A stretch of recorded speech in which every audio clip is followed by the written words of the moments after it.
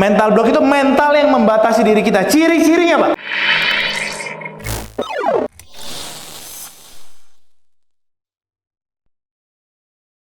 Karena kita tidak punya goals, kita tidak pernah mendetilkan jaraknya berapa jauh.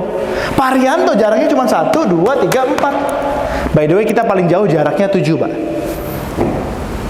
Nah pertanyaannya sekarang, Pak Arianto ada goals nggak? Kalau nggak ada ya nggak akan jadi.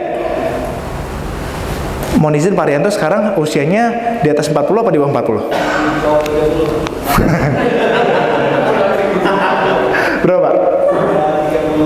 37. Pertanyaan saya, kalau Pak Arianto punya goals menjadi anggota DPR RI di usia 50 tahun, mungkin nggak Pak Arianto nyari jalannya dari sekarang? Mungkin dong, karena punya goals. Misalkan ya, 13 tahun dari sekarang Pak Arianto mimpinya menjadi pemimpin di bangsa ini, maka akan cari jalannya. Nah inilah limiting belief, Pak. Keyakinan yang membatasi. Sesuatu yang belum pernah dicapai, terus kita mau capai, dan kayaknya takut-takut, malu-malu, itu namanya limiting belief. Bedanya dengan mental block, ini supaya paham nanti konsep kalau kita mau naik ke atas panggung. Bedanya dengan mental block, kita pernah dengar ya, namanya mental block. Pernah dengar, Pak? Mental block itu apa, Pak? Mental block itu mental yang membatasi diri kita. Ciri-cirinya, Pak? Kelas? Ciri-cirinya adalah kita sudah pernah melakukan, menjalani, tapi kita tidak bisa mengulanginya karena kekhawatiran tertentu. Bapak pernah berbicara depan panggung, Pak? Pernah dong, dari kecil juga kan, suruh kenalan nama segala macam. Tapi mungkin ada orang-orang yang kecilnya maju ke atas panggung terus dibully, Pak, sama teman-temannya. Gara-gara dibully, dia punya traumatik sendiri, namanya inner child traumatic.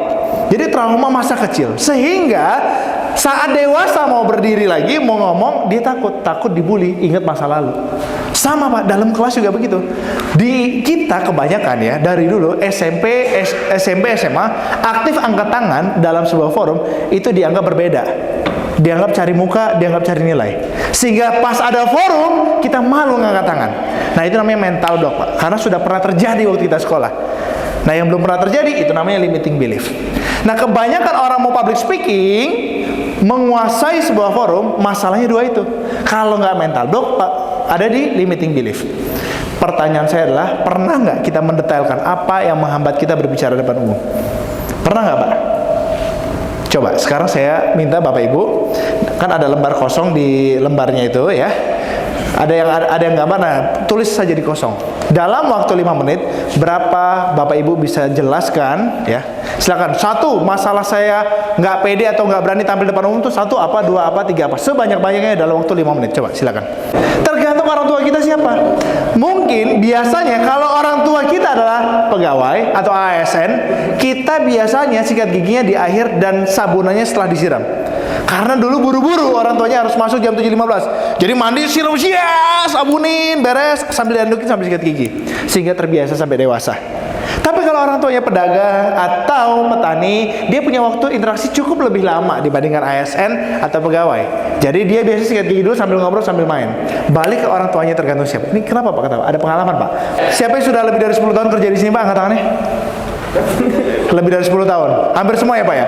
Pertanyaan saya adalah, Pak, gini Pak.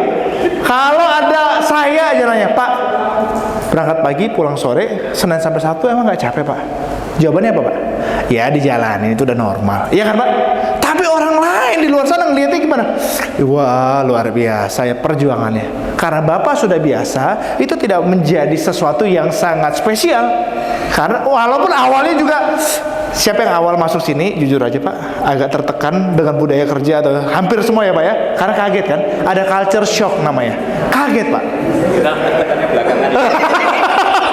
Itu masalah yang berbeda. Kali Bapak naik level nanti pasti Bapak kaget, culture shock. Tiba-tiba tugas numpuk, laporan ditunggu, karyawan bermasalah, culture shock.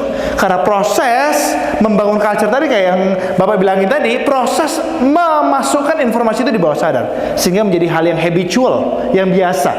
Sama begini.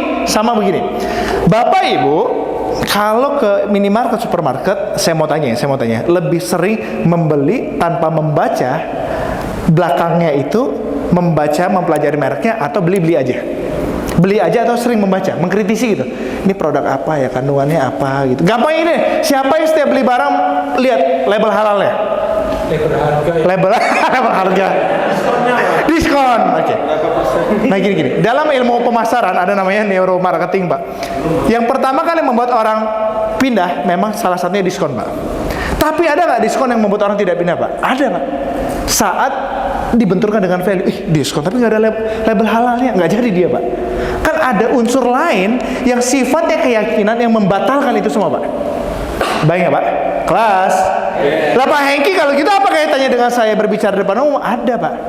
Saat kita mau membawa orang berubah ke satu titik, pasti ada resistensi.